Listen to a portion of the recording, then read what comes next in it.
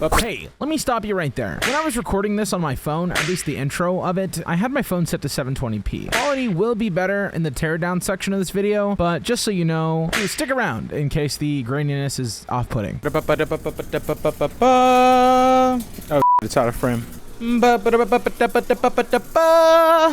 Whoa, what's that?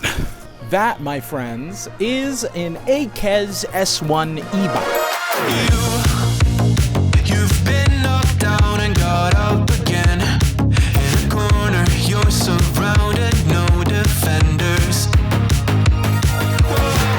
It looks good from a distance, but let me tell you, if you get any closer, you start to notice things. Like the chain that's not there, or the derailleur that's not there, or the handlebar that's also not there. The fact that the battery is held on by a strap. That the face cover is off of the remote control. But hey, it has blue LEDs around the tires. Doesn't that count for something? Ooh, and look. Assuming I don't get electrocuted. The taillight works. What about the headlight? Was that? The headlight, what about it? The headlight? Yeah, does it work? You don't need a headlight, right? Right? Anyways, this is my project. This is an Akez S1 adventure e-bike it's a cafe racer style e-bike I picked up off of Facebook Marketplace for about 300 smackers. Now, doing some research, it seems that these bikes retail for anywhere around 1,000, 1,100 range. Granted, that's brand new, and ain't nobody got money for that. And in fact, I don't have money for that. I wanted some content for the channel, so this wasn't the original intended idea, but it is now. We're gonna go ahead and turn that into OEM Plus. Let the teardown begin. It totally didn't take me a week to get to this part. It's a wonderful bike. It's the greatest bike I've ever seen. Bigly tires, so bigly. I gotta take this thing apart. I gotta figure out what's wrong with it. I gotta fix a lot of things. Nothing is gonna be done by the book. There is no book for me. I've not looked up anything. Well, I've looked up a couple things, but most of the stuff I'm just gonna follow what I took apart. I'm gonna put it back together. I did that all throughout my childhood. I can do that again. Hopefully. It's not foreshadowing. It's not foreshadowing. It's not foreshadowing. For those of you curious, this is what we're working with.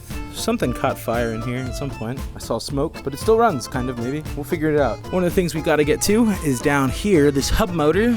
It's gonna need some servicing. I'm also noticing some other broken things on it as I'm looking around. I might get a new one. I'm looking around. Some of the things I gotta take care of up here is getting this headlight housing out. Pretty much gonna be taking the whole thing apart. I want to try and restore the kind of like this color here to the front spokes. I don't know how well I'm gonna be able to do that, but we'll definitely try my best. As you can see, this battery has seen better days. It's being held on by Velcro right now. It's so dangerous. It's so dangerous. It was at this point that I realized that the kickstand had actually given out and failed. I was now holding this 80-pound bike by just the cracked battery housing.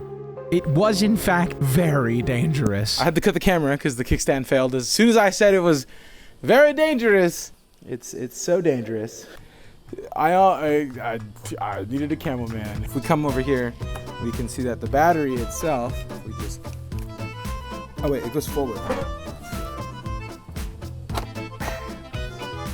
Not to mention that, I don't know if you want to get oh, there goes the kickstand again. All right, so if we look closely right in here, as we pull the battery out, just keep an eye.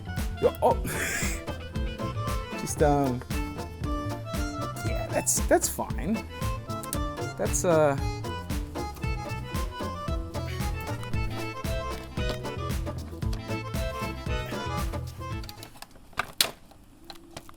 yeah, that's fine.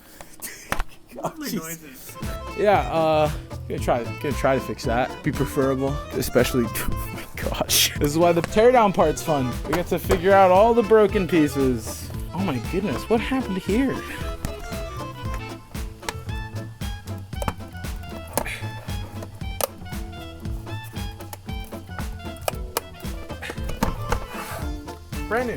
Brand new. Just you want to buy it? 200 unused. I just lost the receipt. Brand new.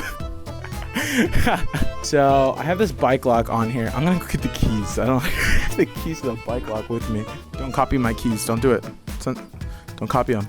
Every time I just think something's gonna break. Let's get this Velcro strap.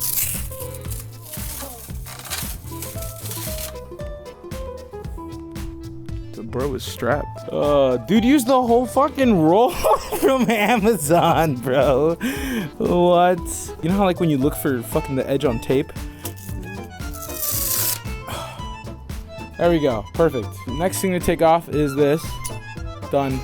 I'm gonna need some Allen keys, I think. There are people out there that have 3D printers that have like bits that go on drills for this. This M5 screen right here. You see this? It's going to the garbage. It's going to the garbage. How dare you throw away that M5 screen? Starving children in Africa could have eaten that. The question of what to pull apart next. You want to show the wires? Oh, hold on. All the spliced wires. Where the fuck is the...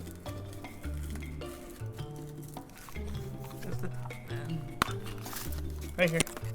Yep. You put your fingers on it. Why so much Velcro? You know, he just was in a sticky situation. It's like this. And then there's this thing. So, and that thing. And yeah.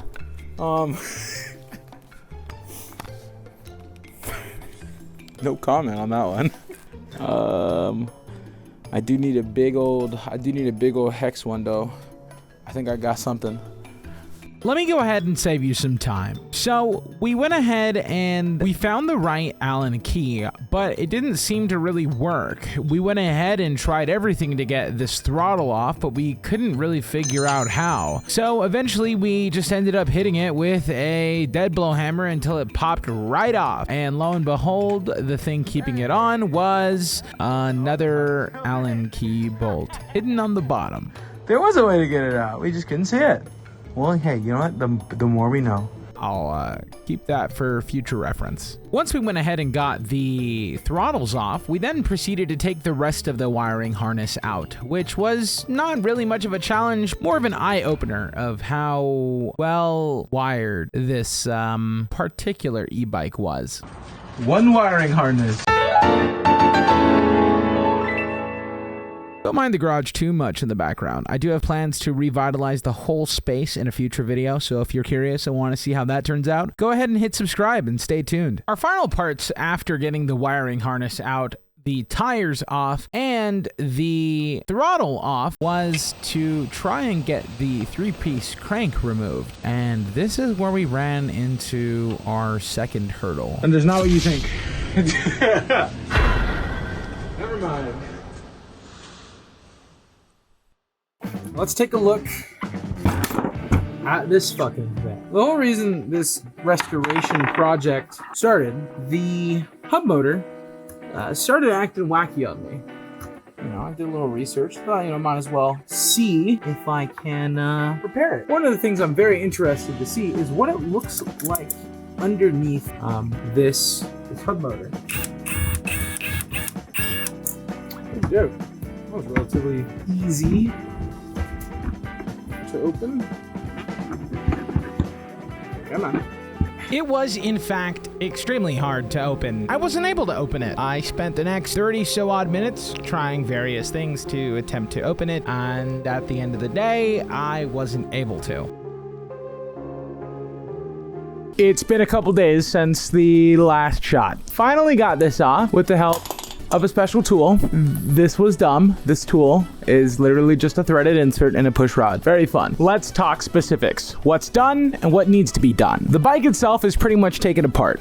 Most of the electronics, or pretty much all the electronics, are out. The old throttle is out, and I got a couple other parts coming in pretty soon. We have the tire, which is right here up on my workbench, and the current issue we're running into is how to get the motor out in order to inspect it and check and make sure it's all pretty and good. That might just end up in me just getting a new motor. Honestly, if the motor's broken, what am I gonna do? I'm just checking to make sure the gears aren't broken. But if the gears are fine and the motor is having issues, and then it's a motor issue, and then it's an electronics issue, and I'm good. The bike's pretty much ready for the next stages. We're gonna be dismantling the rest of it off camera. camera, taking it to JoJo's house and getting it sandblasted down. Now, you'll be seeing that up in the next video. Is it next week's video? I'm not sure. It's going to depend on availability of the sandblaster.